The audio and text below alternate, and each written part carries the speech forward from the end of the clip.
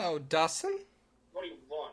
I want to talk to you about Jesus. Okay. We've got to talk about Kevin. Kevin. I made a windscreen for my microphone out of a sock. Sweet. Threw a sock on top of that thing. That's what she said. Hey, can you see me, by the way? No, I can't. Why isn't that possible? Oh, I think I know why. The fucking image capture's open. Let me see. What else is open that uses my camera? Nothing. What the hell? No, you can't see me either, I assume. What? No. Turn my camera on, motherfucker. Boom. There it is. See, as soon as you're rude to the machines, they work. Alright, here we go. I'm rolling. Alright. I'm rolling as well. Situate the mic. I'm going to experiment with my microphone closer to me this time. Okay. Because every time I see video of, like, people doing their podcasts, it's always, like, right here. I don't get it. Oh, that does sound a lot better. Really? Actually, yeah. Well, maybe I'll just, like, talk all up on it like this. Well, then perhaps I will too. Yeah. Put a that sock sound- over yours. See what it sounds like. Okay, then. Oh. I don't know. Oh. Powerpuff Girls. Indeed. Ouch. I don't know what to say to that. All right. You got just a clap? Yeah, yeah. All right, just give me that little clap.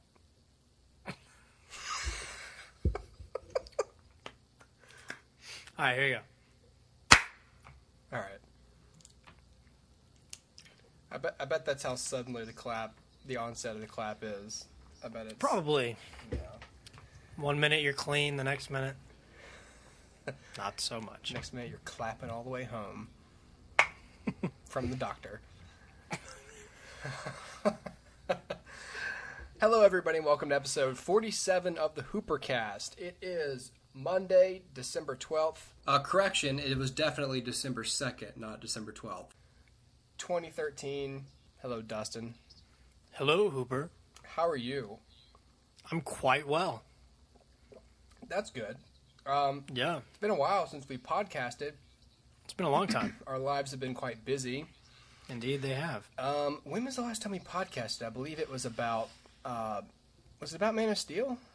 I don't think we did one for Man of Steel. That's right, we just kind of skipped it. Was it Iron Man 3? No, we did one after that.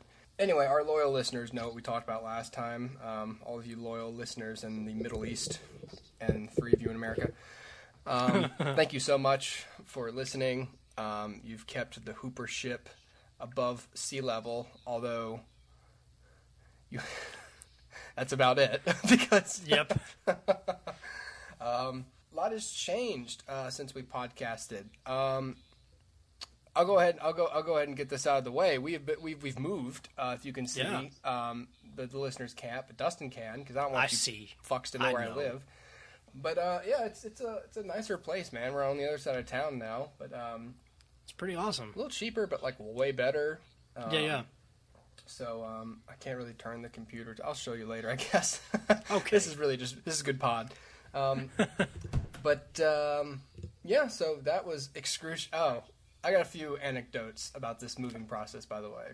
Okay. So we priced this place out, all right? And this place was tied basically in price. We were looking for a 2-2, right?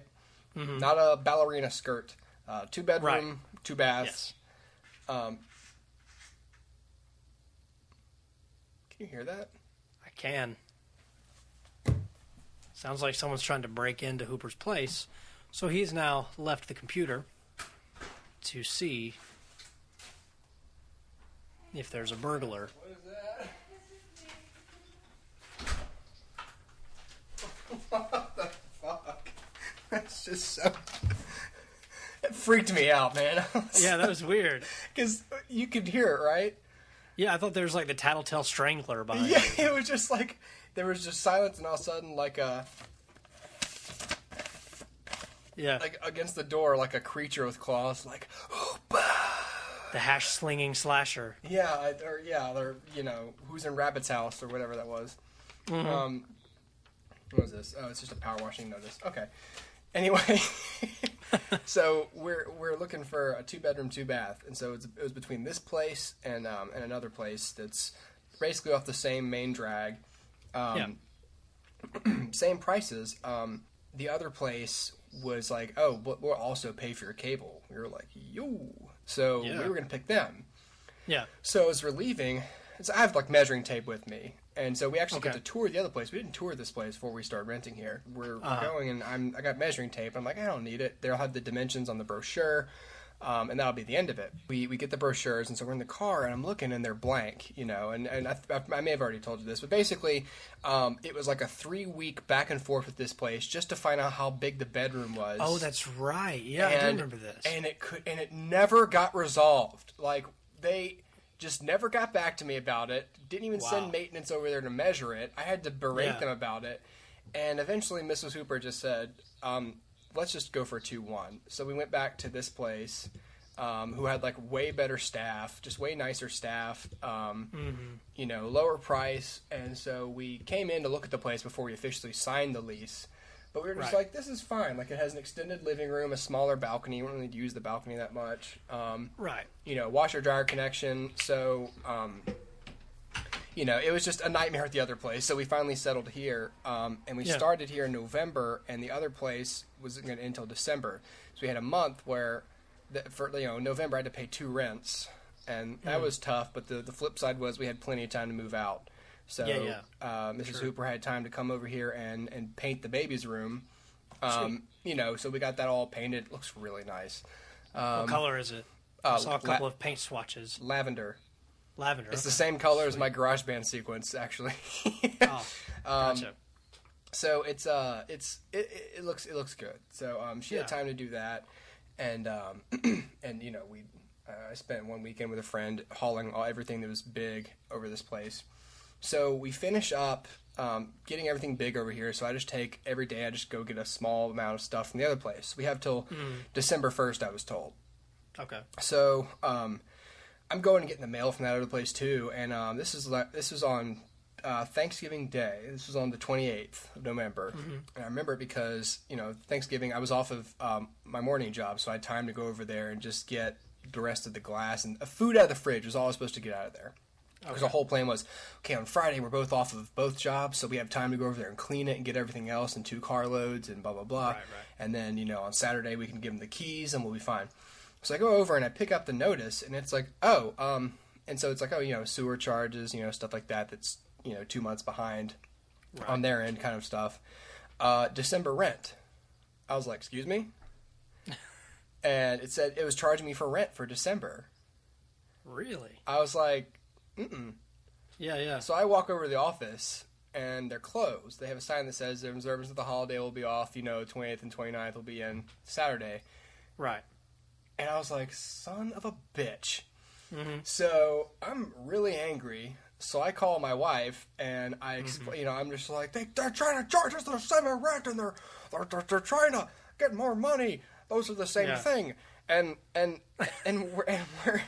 we're trying to... I'm trying to figure it out. She's trying to calm me down. And I was just like, well, whatever. Like, she's like, don't let it ruin your day. And I'm like, this is like $700. It's kind of ruining my day. Yes. So, I was like, whatever. And so I call Sam, who's, a law student. And I was like, Sam, take me through the scenarios here. Like, let's just say they did it on purpose. They're trying to blah, blah, blah. Let's say I tell them no. What if I just told them not paying it? Yeah. And if they say, yes, you are. Then what do I do? And he says, well, you could take it to small claims court. And he said, I'd go find your lease. And I was like, oh yeah, that's right. So I come back here and look at my lease, and I look at the lease term. And it actually says, from November whatever to November 28th, 2013.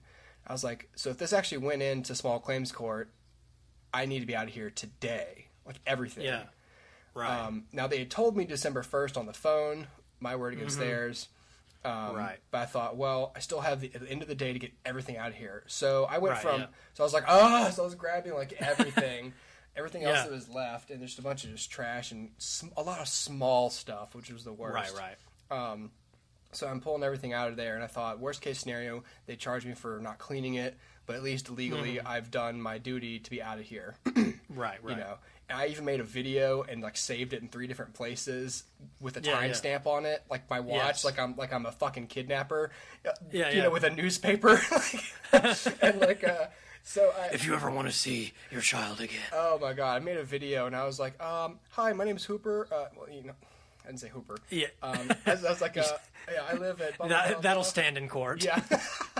But like this guy don't even know his name. I showed my driver's license. I was like, to verify. I actually said the words like to verify my identity, and I showed the entire park. I was like, look, empty, blah blah blah, and I explained the whole situation on the video. And I was like, this is basically in case they try to, you know, what holds up in court. So so I get all paranoid about it. But I'm really like, I don't know. I mean, they'll try to do that. Of course, Jack was like, yeah, man, they'll try to get money out of you any way you can. So I wouldn't be surprised if they tried to charge you. I looked on the lease for like automatic renewal, but we wouldn't. It wouldn't have been that because I gave my notice like 2 months in advance. So I was just thinking like, there's just got to be no way. And so I called him on Saturday, and I left him like an angry message and everything. Like I'm fired up about it. And I want to hear that message. And then on Saturday morning, I can almost word for word reenact it. Like I was just all like, okay, like, so I looked at my mail and I said, you know, I looked at my mail and I see you're charging for December rent, and that's kind of confusing because I don't live here. Because I don't live here. Basically, I was like, because my lease ends December 1st, so I think you made a mistake. And if it's not a mistake, we gotta figure it out because that's money I don't have. Like I'm not gonna give it to you. So I'll be in there Saturday with my keys and we can talk about it. And I hung up. I was just like, yeah, good job, Hooper, good job. So basically, I called them on Saturday before we go. I even told Mrs. Hooper, I said, could you be with me like Saturday morning when I go in there? Because I feel like I'll be way better if you're standing there also angry. Right. She was like, I don't want to get up that early, and I was like, okay, well, I'll just go by myself then. so I got up and I called them and I was like, hey, what time are you guys, you know, your hours, making sure. And like, oh yeah, we're here all day. And I was like, oh, okay, well, okay, you know, maybe you can clear this up for me. And I just launched into it. She was just like, yeah, just ignore that. I was like, oh. She goes, yeah, sometimes the computers doesn't recognize people give their notice, so don't worry about that. You know, the charges, like the other stuff that has like the service period while you're still there. I mean, we do get billed for those, but those are like $30. Are not bad. Yeah. And they said, yeah, don't worry about that. Don't worry about the rent. You won't be charged for that. I was like, oh, okay, well, thank you. Yeah. And wow. I was so ready to fight these people on that. Yeah. It's really a non-story, but it really did for like 2 days kind of ruin my holiday because all I was thinking about was, where am I going to get $700? Right. Exactly. And, you know, I was thinking, like, I have money in savings. Sure. But, you know, that money's for my daughter. It's not for those fucks. You know, it's not for them. You know how long it took me to get that there? Like, it took so long. So many podcasts that we got paid for. Wait a minute. Yeah.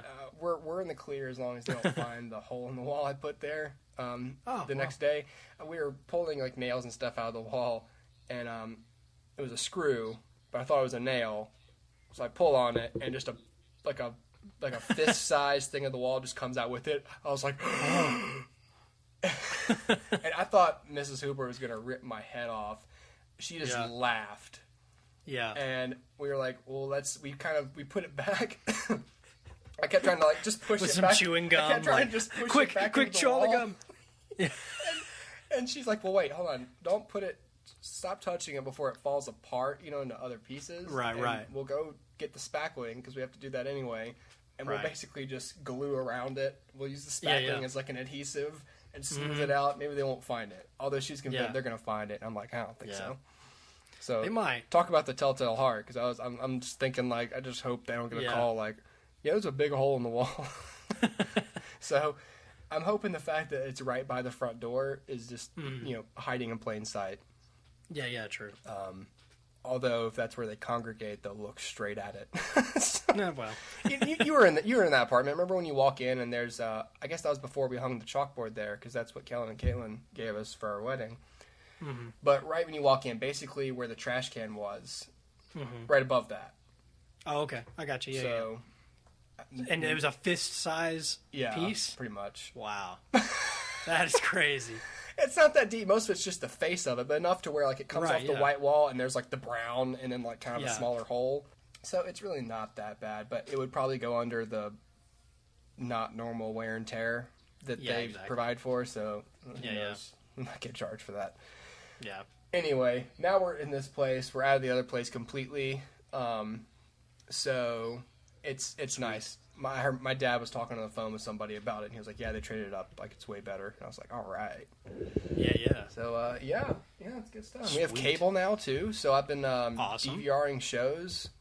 Yes. That's That's always fun because then you hardly minute. ever get around to watching all Yeah, of them. it's sort of piling up. I haven't been able to watch it. Anyway, Yeah. how's life been for you? It's been great. Recently, I went to Orlando. This is my adventure for last month was I went to Orlando for a couple of days, spent some time with John, and we did Universal Studios Islands of Adventure. That was awesome. I had a great time. Saw the new Simpsons area at Universal. Really cool. They have like Moe's Tavern and Krusty Burgers and all kinds of cool stuff. And the only thing I didn't get was a Lard Lad donut. I wanted one, but I didn't get one. And it was Halloween Horror Night, so we did all the haunted houses like Walking Dead, American Werewolf in London, Cabin in the Woods, and those were really cool. They put a lot of work into that kind of stuff, and yeah, it's really awesome. And then from there, I went to Savannah, which is the first time I've been back to Savannah since we graduated, and I went to the Savannah Film Festival and worked at the Trustees. My station was at the Trustees. That's where they put me, and I stayed there pretty much all week. Met a couple of cool people like Norman Reedus. Said hey to Alec Baldwin. That was about it. But it's a lot of fun. The film festival is always really cool. For anybody out there that's listening that hasn't been to the Savannah Film Festival, check it out because it's pretty cool and it grows every year, and every year it gets more and more like variety. And it's just really cool, and there's something for everybody to do. And so it's just really cool, and that was a huge adventure. And it was really trippy going back to Savannah though, because like I would get off work, and so I'm leaving the Trustees, and it used to be I would leave the Trustees and be like, I wonder what John and Connor are watching right now, or I wonder, you know what I mean? Like it was just kind of like you guys were up to something. So like I would get off work and I'd be like, gonna go back to the house, and then that would cross my mind for like a second, and then I'd be like, whoa. Chill out, Dustin. Wait a minute. You've graduated. It's 3 years You later. have graduated. Yes. And so flash forward, and now you're in a hotel. But yeah. So it was a lot of fun, and Norman Reedus was pretty cool. Yeah, it sounded like fun, man. Oh, son of a bitch. Stupid thing fell over. I thought my Kermit mug was going to break there for a second. No. Really? Not the Kermit mug. Really glad it didn't. I know. What have you watched since then? I mean, you been watching anything good? Any good TV? Any good movies? As far as television goes, I've been looking for something now that Breaking Bad's over, something that I can kind of latch onto. And really, honestly, there's nothing that is in the same league as Breaking Bad. Right. Because Breaking Bad was super serialized and just super involving. And what I have found is Almost Human, which airs Monday nights on Fox. It's really cool. It stars Carl Urban. And it's basically a cop show. It's a detective, procedural kind of deal. But it's set in the future when all police have a android partner. And so it's all about him and his android partner and their difference. And it's, good cop, bad cop kind of, whatever. And yeah, it's pretty cool. I mean, it's interesting and reminds me a bit of Blade Runner, which is a good thing.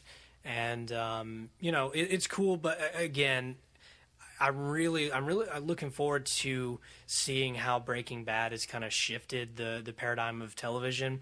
It'll probably take a few seasons for it to really kind of kick into effect. But for now, I think Almost Human's a pretty good distraction until that time rolls around. But yeah, man, I bought Breaking Bad on Blu-ray, finished up my set there.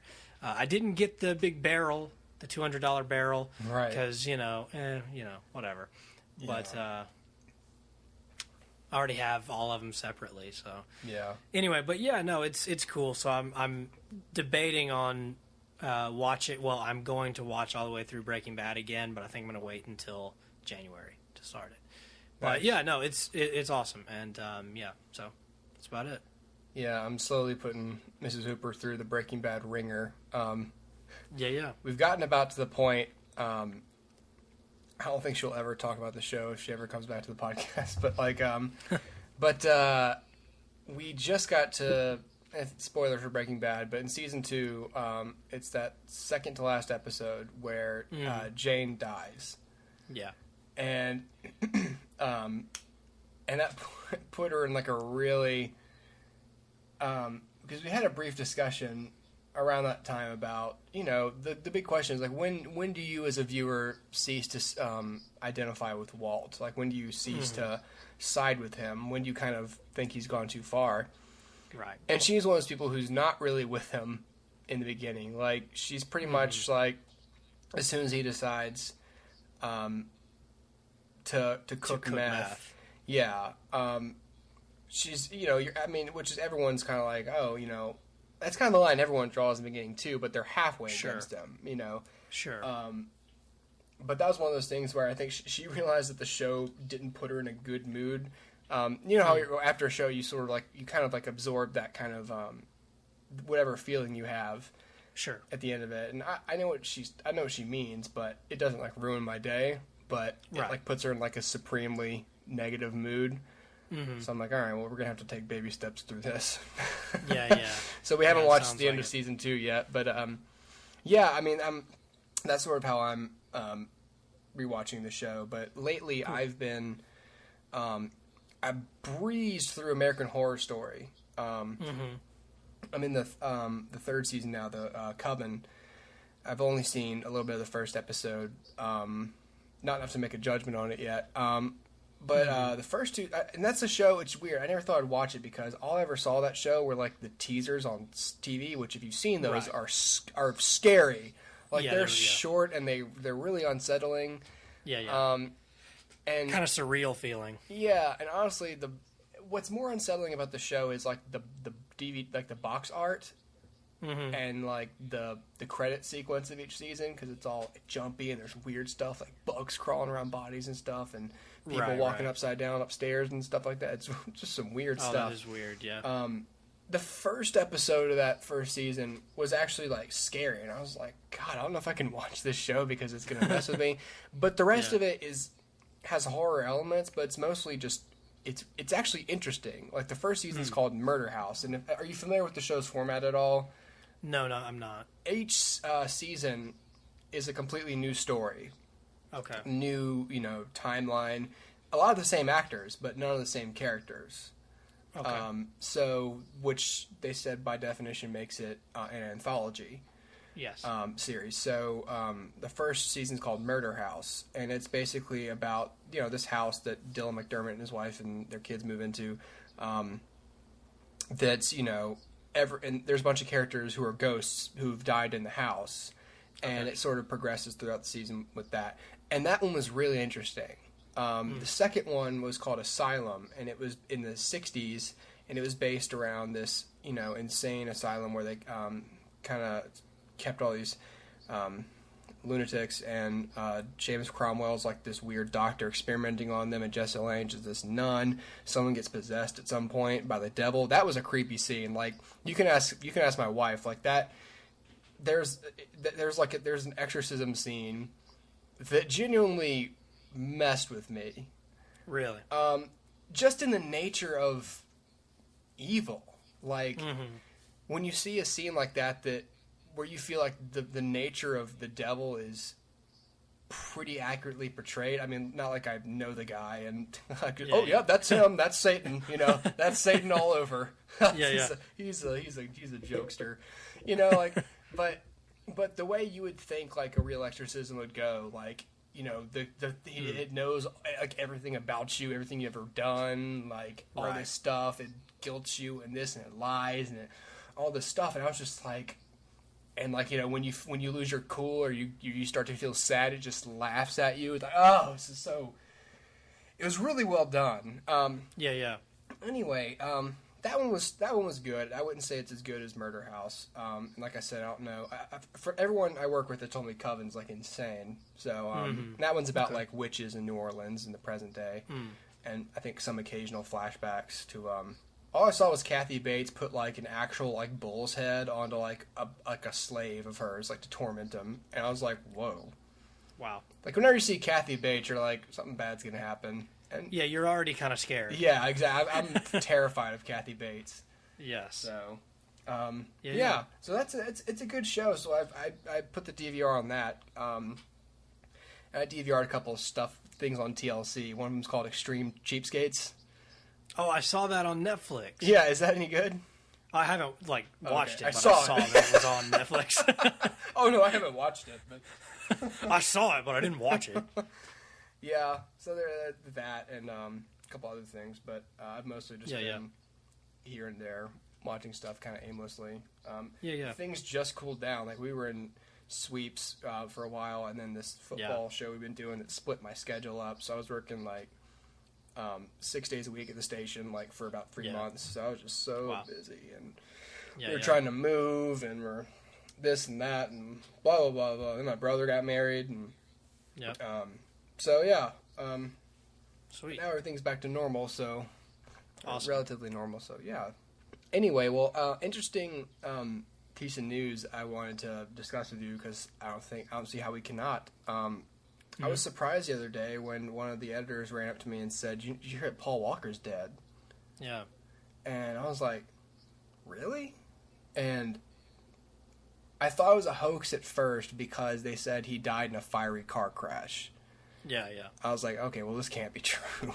Like, right, exactly. You know. That's what it sounds like. Yeah, and apparently what I was listening to Adam Carolla, and he said that kind of accident like never happens. That's like a movie accident, like a car just catching on fire on impact. Like that just doesn't happen. Mm-hmm. And from what I can tell, they were in the middle of filming the next Fast and Furious movie. Yeah, it was on Thanksgiving break, and he was doing like a charity event relief for people, the typhoon, and was letting people test drive, like he's like a car enthusiast or something, and it was like, I think it was his Porsche, someone else was driving and was stupid. I don't know. But what struck me the most is they're like, the LAPD says speed was a factor, and I was like, oh really? Oh, thank God! Thank you for the clarification. I thought that, the car was in neutral and they were pushing it. Yeah, exactly. Like, it's a fiery car crash. Speed was a factor. Yeah. Thanks for the update there. Yeah, thank you. Thanks. Yeah. But if you've seen, like, any video of the scene, like, while it was still, like, or pictures of the fire, it's like, there's no walking away from that. That was a straight up insane. So, it's pretty sad. Like, I found myself, and I don't know why obviously it's a human being, but I feel like we're sad because he's younger, and it wasn't like cancer and stuff. It was like, accident. And he seemed to be a genuinely nice guy. I mean, none of us know him personally. Yeah, but you didn't hear a lot about him, like like a lot of celebrities, like they go crazy or whatever. He just always seemed to be level-headed, and maybe that played a little bit into like people kind of making fun of him in his career because it's like, what's he done lately? And it's like probably a lot of little things, but we know what he's not done lately. Had a public meltdown or an illegitimate baby or something. You know what I mean? Like, So, this is true. It's kind of nuts. So I mean, obviously, it's. I'm thoughts and prayers to his family, and I think he has a daughter. But it's just kind of like, I don't know. You don't really consider. I don't know. It's weird how we don't think about these things sometimes unless it's like a family member or like someone famous that we saw on on the big screen. But I read that they're putting Fast 7 or whatever on like indefinite hiatus while they figure out what to do about it, because he hadn't. Right. It's not like Heath Ledger where they were done shooting his scenes. Like he still had stuff to shoot. So now they have to figure out how to write him out of the series. I think they're here in Atlanta shooting. Really? Yeah. Wow. Well, so that'll be kind of it's gonna suck because you're like, man, like that series was kind of hitting its stride finally. You know? And now they kind of have to get rid of, permanently write out like the main. Pretty much, it's arguable. I mean, who the main protagonist of the series is, but I feel like it was always like a. But he's been there since the beginning. Yeah, it was always like a buddy cop venture with them. And only one of them's a cop for like a couple of the movies. But it's like if Mel Gibson had died while they were making Lethal Weapon 3. It's like, well, we still have Danny Glover, but we'll just make the rest of them with Danny Glover and Joe Pesci, and not Mel Gibson. So hopefully we still have a story. Yeah. I actually liked those movies too, like especially since they kind of rebooted them. Like I remember I saw Fast and Furious, the 4th one, in theaters, and I remember thinking like they're kind of turning these around, Yeah. And it seemed like everyone had a lot of fun making them, and Well, I was at, going along with this. I was at Walmart actually yesterday, and they have, over their little scanners or whatever that, they beep if you walk through it and you haven't paid for anything. Over their scanners, they always put advertisements for like movies or video games or something. Yeah. And so there's an advertisement for Fast and the Furious 6, and I guess it's coming out on Blu-ray or something. And so there's an ad for it, and people have actually like signed it like to him, like to Paul Walker. Oh. And I was like, that's kind of cool, like that people have identified with him that much, and he was kind of a butt of a joke for a little while, and it's kind of sad that someone like that who did seem such, lost my train of thought. Someone who seemed so nice got such a bad rap. You know what I mean? Yeah. But I think people still ultimately really identify with that character and with him, and it's just good to see the support now. And it's kind of like I wish it had been there earlier too. Yeah, exactly. It's we always kind of rush in. Like no one's gonna say, I'm sorry for his family, but his movie still sucked. Like no one's gonna say that. Before his corpse is even cold. But I don't think that'll happen in this case because it was a fiery car crash. But I know that was in poor taste, but I couldn't resist. Yes, but there you go. Yeah, it'd be like if Keanu Reeves died. Like he was kind of the butt of a lot of jokes with acting and stuff. But we've seen that he's smarter and nicer than most people give him credit for. Exactly, and I think you're right. I think that's a good comparison. Yeah, it'd be the same if Keanu Reeves died. Keanu Reeves is a bigger star, I think, but like in terms of someone that people genuinely seem to like, and I don't know. I always thought that they could do worse than to pick Paul Walker as Aquaman or the Flash or something. Like that was always something that I could see very easily. Yeah, and so I like him. I thought. So it's sad. Other than that, I can't think of anything off the top of my head that's really that big that happened recently. I mean, I saw Thor 2, so that was all right. I'd kind of like to rent it again when it comes out, But at least I'm kind of caught up on the Marvel universe. Yeah, I enjoyed Thor 2. I thought the biggest flaw of it was that it had the weakest villain probably of the entire cinematic universe. He just wasn't very interesting. No. I think that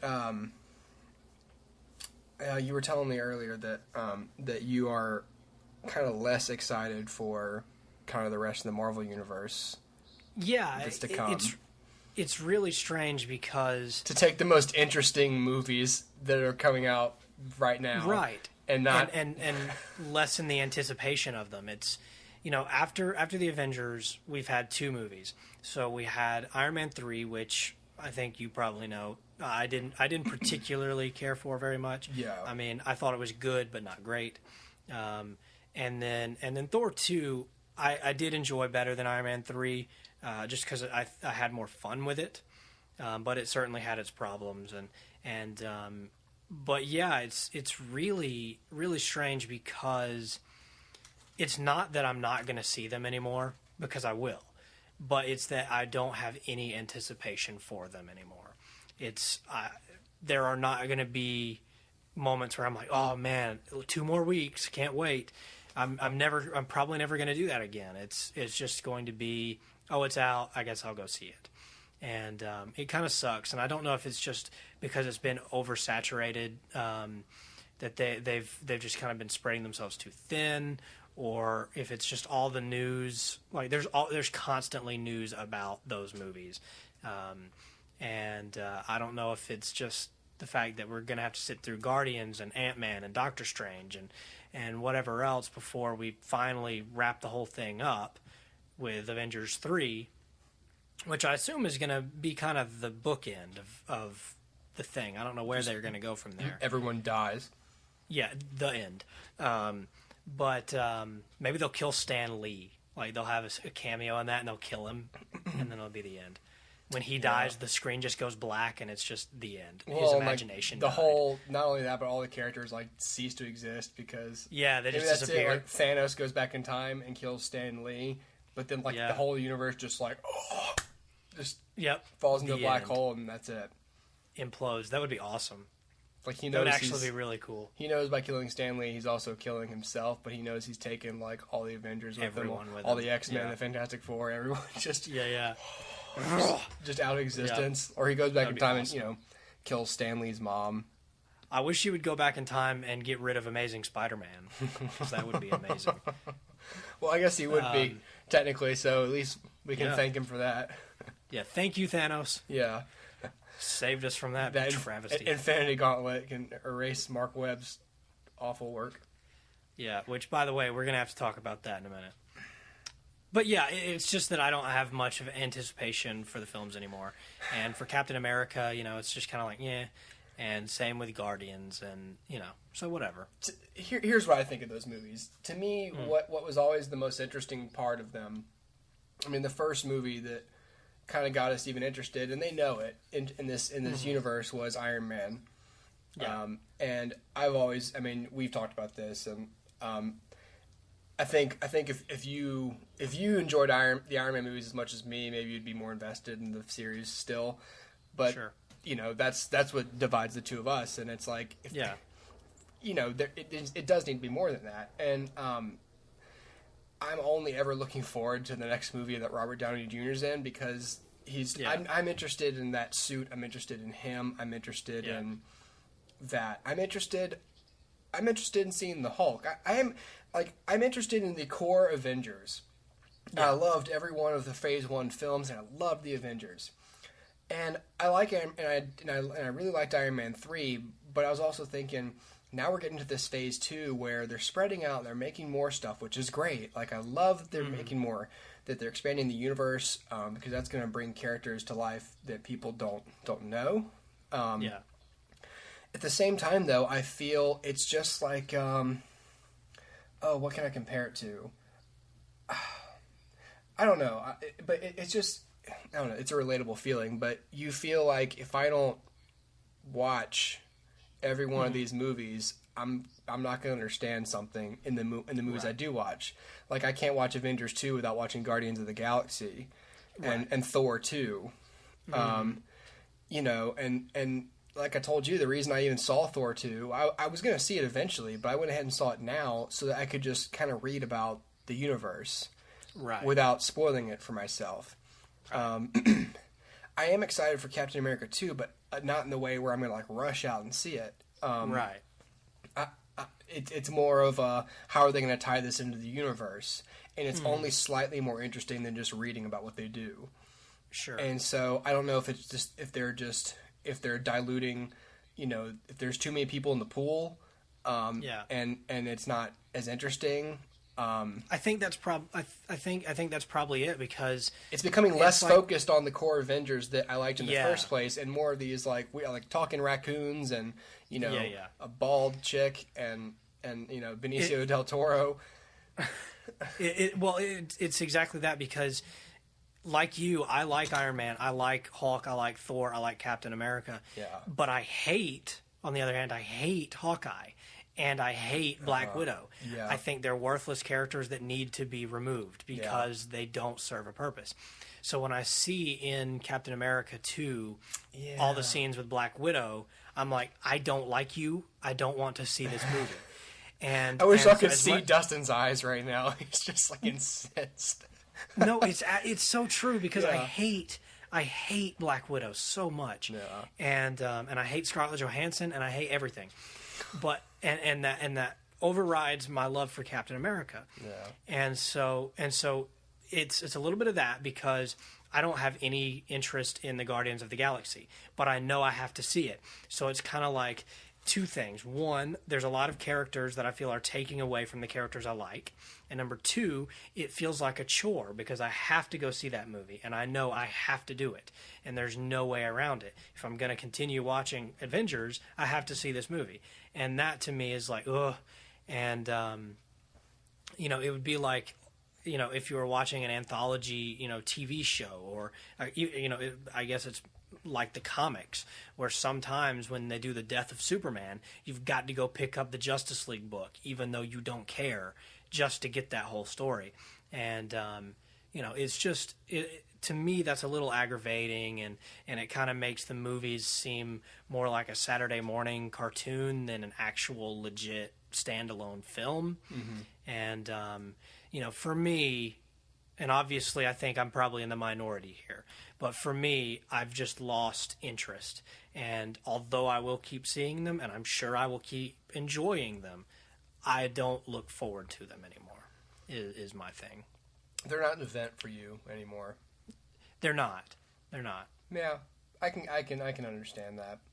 And I wonder if it's because there's been too many of them, or because, like, okay, I've been through 3 Iron Man events, 3, you know what I mean? It's just kind of like 2 Thor events, and so it's like, I don't know if, I don't know. It's weird, because, in all honesty, like, they're not, like, the Man of Steel wasn't all that different from what Marvel's doing, but in some, I mean, obviously I like Superman a lot, so that's one of the reasons I like that movie.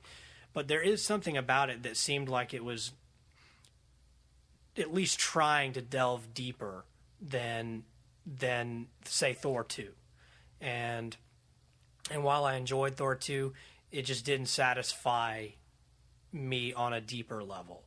And so and I guess that, there's a lot of different things, but they are fun, and they are Thor 2 is hilarious. I laughed more at that than a lot of the comedies from this year. And so, there you go. That's just me. And we've talked before about this in a broader sense, about how I'm going to the theater less and less because I'm not finding the products I'm paying for to be worth the money. And part of it, a lot of it's just to do with our financial situation right now. I just don't want to spare the $10 to see a movie, because most of the time I just don't have time, and the other times I'm just like, I could be spending this 2 hours doing something else. I could either be helping my wife around the house, or working longer and making money instead of spending it. Right. Maybe it's like you said, where we're at the point where we don't just have the kind of time and the money to just sort of play around and watch movies at home and then go out with our friends and watch movies elsewhere. And I'm okay with that. It's really just my interest in a lot of these storylines that's causing this conundrum, because most people our age are not concerned with this. They spend about as much money on movies a year as I do, maybe even more, to be honest. And they're fine with that. So it's tough kind of being interested in these franchises and stuff, but not really having the capital to keep up with them in theaters. Right. That kind of sucks, but I'm just thinking about all like the films that I want to keep up with. And I use the term keep up with more than see, because I want to keep up with the Marvel films. So I know, like, well, I got to see Thor, and then next year I got to see Captain America and Guardians of the Galaxy, and then the year after that I got to see the Avengers. You know, and after that I got to see, you know, Iron Man 4 or whatever's gonna be next. And it feels more like when I mark my calendar for a bill that's upcoming. Yeah. You know, all I'm thinking about is, okay, like I literally write down the amount, like, you know, there's a notepad right here with all my bills on it in chronological order.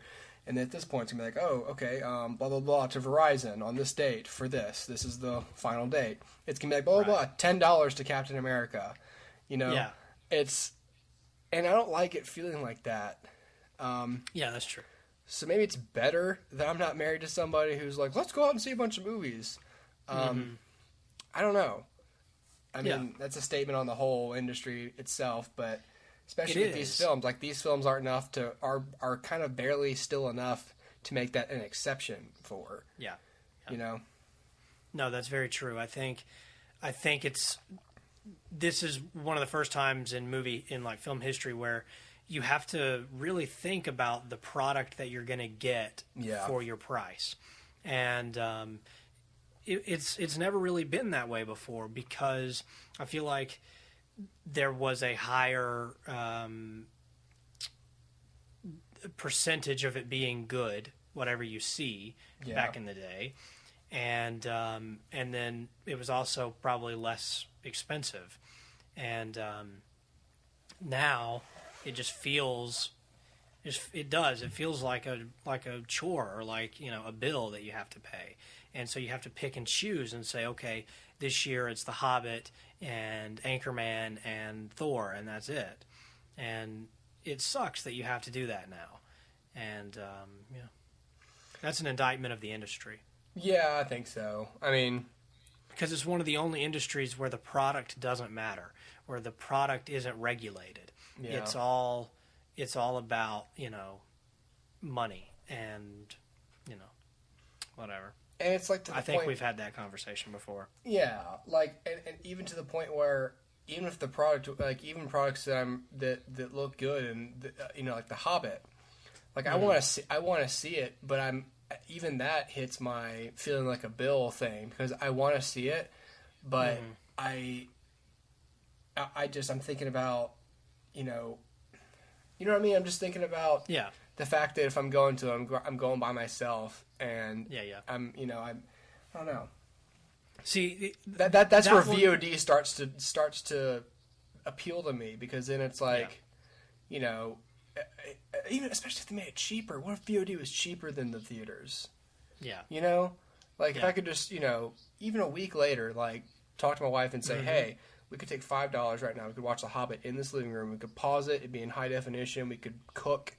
You know, would you want to do that? She'd be like, hell yeah, that's all right. Yeah. Okay. You know? Yeah. I mean... Yeah, exactly. I don't know. But, you know, there again, that's an indictment of theaters. You know, they're supposed to make it an event, and they're not doing their part. And, you know, that goes back to why The Avengers doesn't feel like an event to me anymore. Yeah. It's because movies generally don't feel like an event to me. We've kind of seen as far as they can be pushed right now. Like, I mean, even with... And that's sort of untrue, because every year we get something that goes broader. Like we got, you know, Inception, and then like, you know, a couple of years, and then there's a few that push just CG really far, like the Avengers or Transformers or Superman. And then we have movies like Gravity, where there's also a technological kind of jump. But we're pretty much at the point where there are no more big jumps right now. We're making little jumps, but that's. But then it becomes, let's see what machines can do now, and not let's look at this story. You know, That's true, and I mean, I'm one of those people that of late I'm beginning to believe that there are no original ideas left. Yeah, like, and I think it's been that way for a long time. there hasn't been an original idea in a very long time. Right. Most of the things that we look at and say, oh, what an original idea, probably stems, at least in theme, from the Bible or, from all kinds of old stories. I mean, you've got Odysseus. I mean, the hero's journey is the same today as it was when Homer wrote it. And the story of Breaking Bad is about a man who makes terrible decisions and it ruins his life. That's not unlike, Samson or David in the Bible. It's all, the same thing. So even in theme, I mean, obviously, King David didn't make meth and, but it's the same sort of story, I mean, in theme. And so it's, to me, I believe there's probably not any original ideas left. But that's not to say that you can't get caught up in a story. You can't get caught up with characters. And Breaking Bad proved it. Breaking Bad is to me what has proven that originality doesn't really matter. And even like things that would normally bother me, like coincidence, or it doesn't really bother me if the characters are intriguing, if the storylines are intriguing. And to put it plainly, movies are not trying that anymore. No. And for the most part, by and large, movies that are in wide release do not try to be compelling. It's all about, okay, we're going to make a movie and it's going to be based on Battleship because the people that played the game will buy the movie. And it's like, that doesn't even make sense. Yeah. I bought that game when I was 5 and I hated it then and I still hate it now. And, so there you go. It's just whatever. This episode of the podcast is brought to you by books. Brought to you by pessimism. Yeah. I've got way more books that I've bought over the years that I haven't read. And all I can think about, maybe it's just like maybe there's just a constant feeling. There's a bookshelf right behind me. Yeah. Maybe I look at it every day and I just think of the term waste. I'm just looking at like, God, I haven't read these yet. Like I probably paid $10 for each of those books. And like, there's part of it's just like, why don't you look at what you already have kind of a thing for entertainment? But a lot of it is what we're talking about. Like, they're not doing anything new with a lot of the movies these days. And I still... But, books really aren't that different, though. Right, exactly. But, like, at least, like, I bet the film industry wishes it was, 10, 15 years ago when a bunch of movies were coming out that everyone thought were original and most people didn't know came from books. Yeah, yeah. Like, so many... even Shutter Island came from a book. It did, yeah. Yeah, it's like even Shutter Island, like I'm saying, the Great Shutter Island, but like, yeah. But a lot of movies I really liked that came out of like the early 2000s, I read up on them because I was interested in them, and it's like, oh, adapted from this novel, and I was like, what? Or a true event, or exactly. Yeah. That's right. And then even the ones on true events, that's what I hate the most. The ones on true events are hardly ever true. Yeah, yeah, that's true. But I think we sometimes have a tendency to put books on a pedestal as being a higher art or a higher level of storytelling. I don't think that's true. I mean, if you look at something that's really successful like Harry Potter, which I love Harry Potter, but let's face it, it's not really doing much that is super original. I mean, when you think about the 3 main characters, those 3 characters have appeared over and over. Yeah, they're archetypes. They're simply just the main archetypes, and then you have someone like Voldemort. I mean, Voldemort's a compelling villain, and he's great. Yeah. And he's one of the best of recent the recent decades. I mean, he is a great villain, but he is just Sauron. I mean, Sauron. They're all basically the devil. It's exactly right. They're all just versions, whatever that author thought of the devil, that's what it is. And so, honestly, I mean, that's why people look into Harry Potter and say, oh, look at the Christian themes or look at the Christian things, which is ironic because when it first came out, everybody was like, oh, that's not even Christian. And but when you think about it, I mean, it's true. Like, good versus evil. It's been done 1 billion times.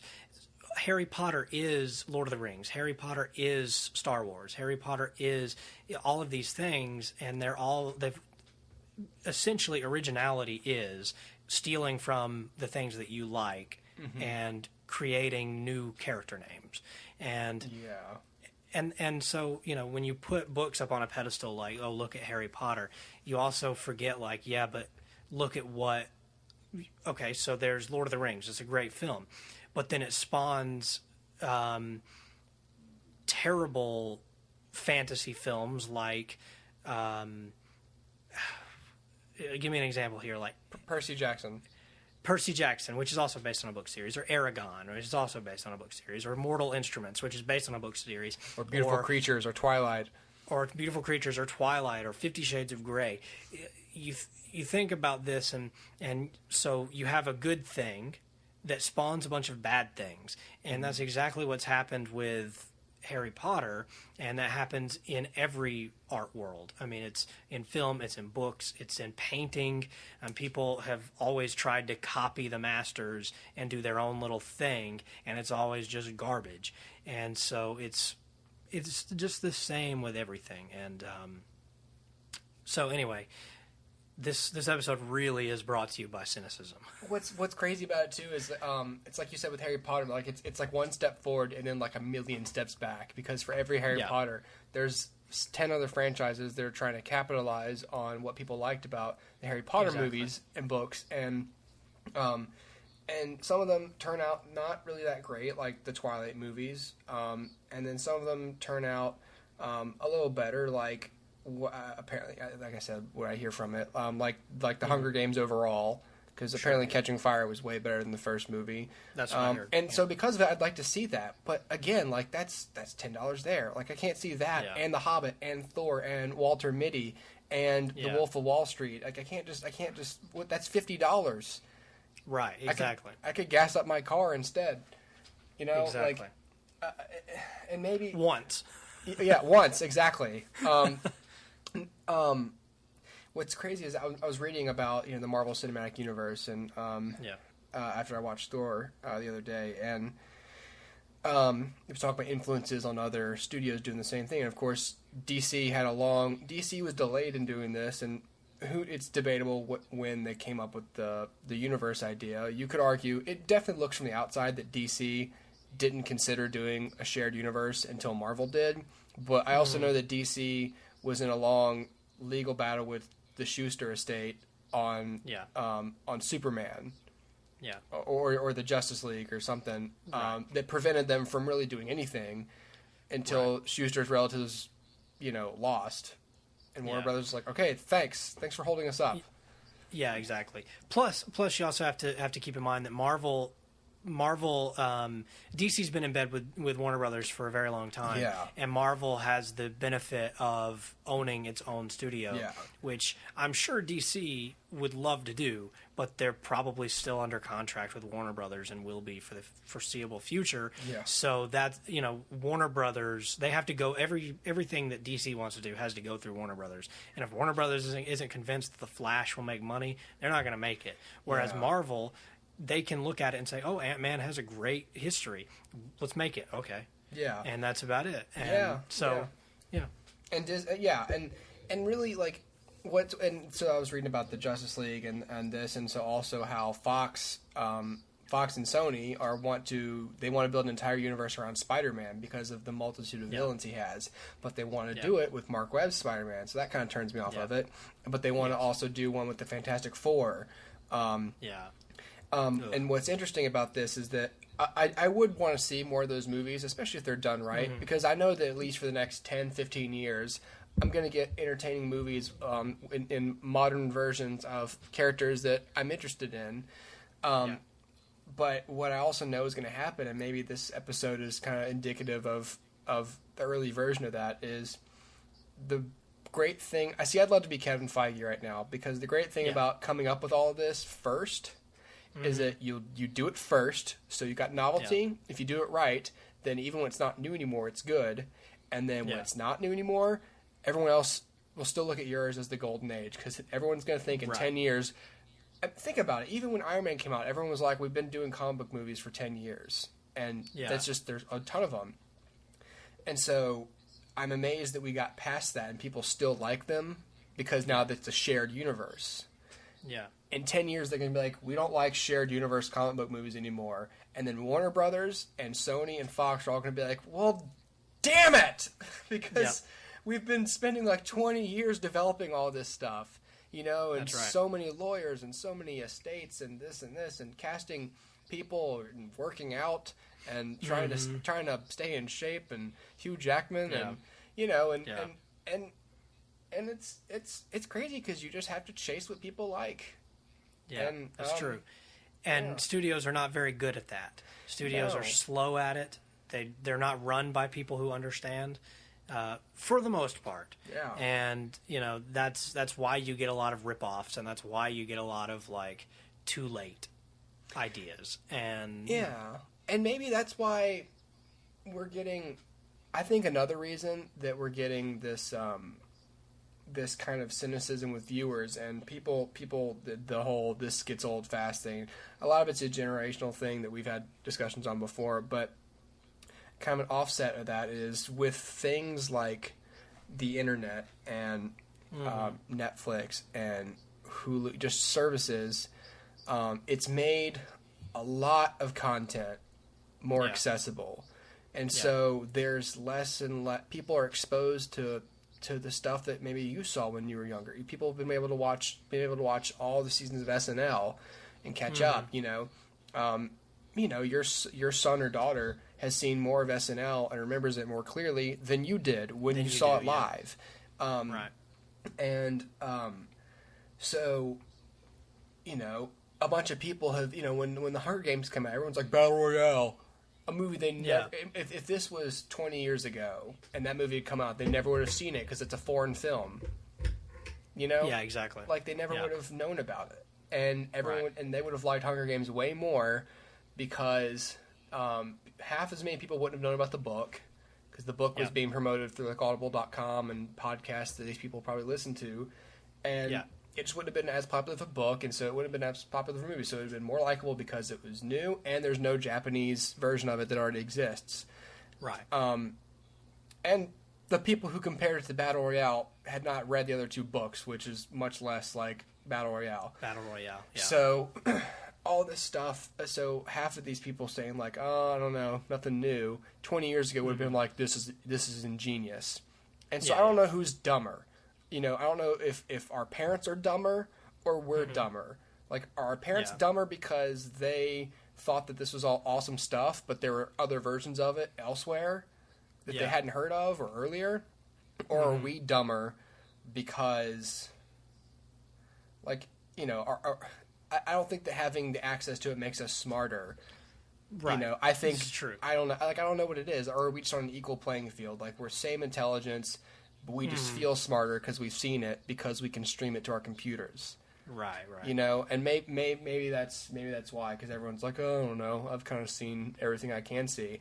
And to be fair, I do feel like that. It's kind of a narcissistic feeling, but I do sometimes feel like I've sort of seen everything I expect to see from movies. Like, I don't. Well, you know, that's true, and that's an interesting point, because I was just thinking that as someone who's read comic books for a long time and has seen a lot of cartoons and a lot of things dealing with these characters, Iron Man and Hulk and whatnot, I've seen them interact before. So the novelty of seeing them interact in live action isn't as novel to me because I've seen those characters interact before. Live action or cartoon or comic book doesn't matter. The characters are still the characters. And so maybe that novelty is worn off on me quicker than most people because I've seen it so much. And so maybe that's it. I forget what point you were making. Yeah, I just kind of steamrolled that. Well, and part of it too is like like even in the 70s when you can study story structure, and part of it is that we've studied structure and that. But people who you don't even have to be a student of it. All you have to be is observant, you know, to kind of be able to predict structure. Like Ian can predict how most movies he sees will end. He has never studied film. He just pays attention. You know? Yeah. And so we every time I'd see a movie with him, he'd lean over and be like, that guy did it. And at the end of the movie, that guy did it. Yeah. And the whole movie I'm That's thinking, true. no, it could have been him possibly. You're stupid, Ian. And then it's like, I'm wrong. You know? Yeah. Like, and like, I was telling you earlier today, too, I got in, like, an argument with my wife about Hallmark movies. And, you know, and the reason I don't really like holiday movies is because they rely on familiarity of family and love to sucker you into feeling bad about not liking those movies. And how I told her that I just thought that the plot elements were formulaic and you have generic characters. And I said, and that's all fine when you have unique situations. At least sci-fi movies put me in a world I'm interested in seeing. But but watching Grandma's House on Christmas doesn't interest me. Because I have a grandma and I've been to Christmas. Like, I've done that. I've done it. It's not even like she's in like a big house or, you know, she's a robot or something. Like it's Dude, we need to make that movie. Robot Grandma. Robot Grandma. Like, when it's... Robot Grandma. When it's... I don't know. It's... Starring Doris Roberts. You just feel like I've seen this dynamic too many times. Yeah. And I don't know if I'll always feel that way, if I just need a break from it, or if... Like, how many different stories can be told? Like, there's only so many relationships that are interesting to watch. Yeah. So maybe I just feel like I've seen them all. Yeah. And I just need I just need them to be told to me in interesting ways again. Sure. It's like they've not only have they run out of character dynamics, they've run out of interesting ways to make them unfold in front of me. Sure. And I think, like I said, I think things will shift. Yeah. For now, they're kind of stuck in this weird, like, phase, but I think, you know, Spielberg and Lucas sort of predicted the fall of the studio system sort of as we know it in the next few years. And I think they're probably right on the money. Although I wouldn't put it past the studios to stay around longer than expected. But once I think they're going to realize that people are tiring of seeing things, the same things. And, you know, it sucks for me because for a few reasons. One, if we're talking about comic books, we're talking about, you know, characters that we like. I like DC Comics, and to see them come in so late to the game when everyone's already tired is a bummer. On the other hand, it sucks because, you know, I'm a fan of movies, and I want to be, like, entertained in a way I've never been entertained before. And so it sucks for a third reason, because as someone who has studied movies, I have seen a lot of things. And, you know, it makes me wonder what I can be shown that I haven't seen, if that makes sense. Yeah. And so anyway, you know, I think things are going to shift when they start realizing that people are like me and they're going to tire of things, and when they do, they're going to start losing money. Now, like I said, though, I'm tired of it, but I'm not going to stop spending my money on it. Yeah. Which is a weird, you know, like The Amazing Spider-Man. The sequel's coming out. I hated the first one. I'm probably going to hate this one, but I'm probably going to see it. And the reason is because of two things. One, it says the word Spider-Man, so I'm probably going to go see it because I love Spider-Man. And number two, because I really want to make fun of it, and I want to be knowledgeable of what I'm making fun of. So people are like me. There are people like me who are tired of it, but they're not yet being tight with their money. But that's going to change, and over the next couple of years, we're going to see I think a decline in viewership, because people are going to start tiring of it and reaching the point where they're going to stop spending money. And it's probably going to be a little bit at first, because it's going to take a while for everyone else to catch up. Not saying that, you know, the people that stop spending their money on it first are better or smarter, but just that that's going to happen, and it's going to happen slowly. And over time, they're going to lose money on stuff that they think is a sure bet. Yeah. And, you know, it's like Avatar. There's going to be 3 sequels to Avatar. They're already writing them, all 3 of them. I can't imagine Avatar 4 doing as good as Avatar 1 or 2 or 3. I think the Avatar is going to go down and down in sales every time, and because the novelty is worn off, and I think it's only a matter of time before it does that with superhero movies too. And the reason I think we're focusing on that is because that seems to be the biggest producer of event films is comic books. And so anyway, like I'm way more interested in the I don't even know if the characters are right, but like the Black Panther show on Netflix and the Daredevil show on Netflix. I'd rather see it in long form. You know, I mean, like we've talked about why television seems to be better than movies these days, and because of just long form, character oriented storytelling. And you know, if they do it right, you know, those stories can be much better served on television. Yeah. You know, and give some unknown kind of a stepping stone. Yeah, a stepping stone. And it's like Fox is coming out with DC, I guess, has sort of focused on TV for a little while. So they've got Arrow on television. Yeah. And they just got rid of Smallville. So they've got Arrow on television. And this is ignoring their mini animated series they've had.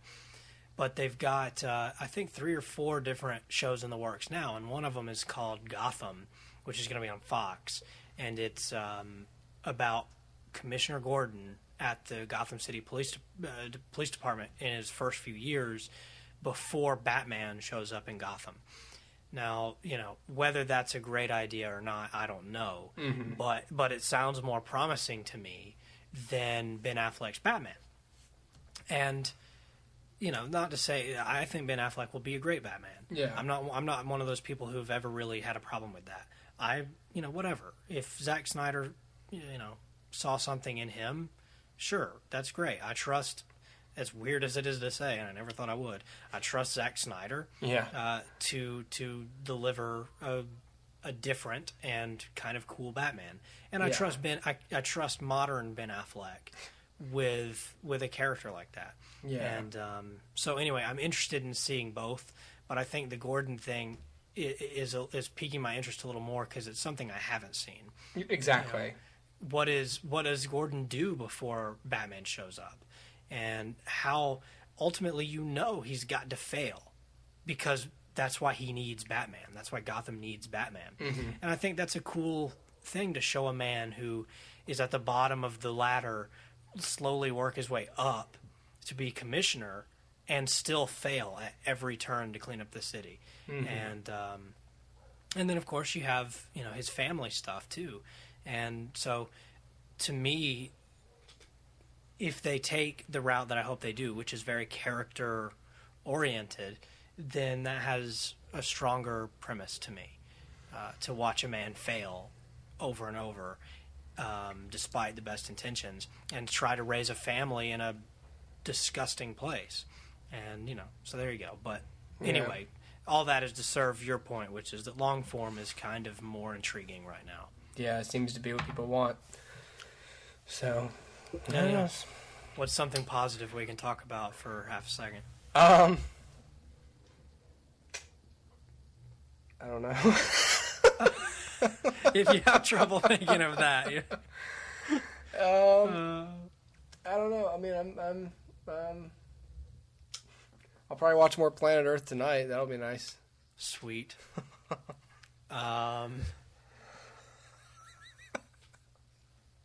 Dang it. Oh. Well, there you go. Yeah. Arkham Origins is good. Yeah, so I'll probably play some more of that this week. How far are you? Not very far. I haven't gotten it's been such a busy month. I just haven't had time to do it. But maybe I'll have time this month. That'll be nice. Sweet. They just released a new DLC pack for it. Uh-huh. Which, by the way, I hate DLC because I already paid $60 for the game. Uh-huh. I should be entitled to the whole game. Yeah, exactly. But anyway, the point is, it's called Initiation, and it looks like it's modeled after Ra's al Ghul's chateau in Batman Begins, up in the mountains and stuff.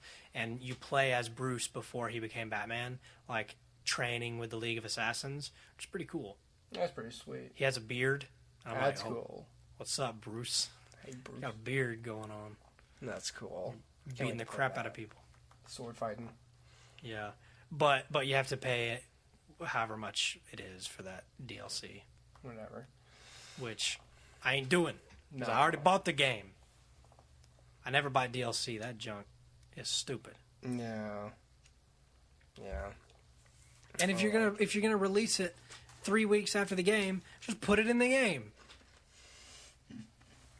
Anyway.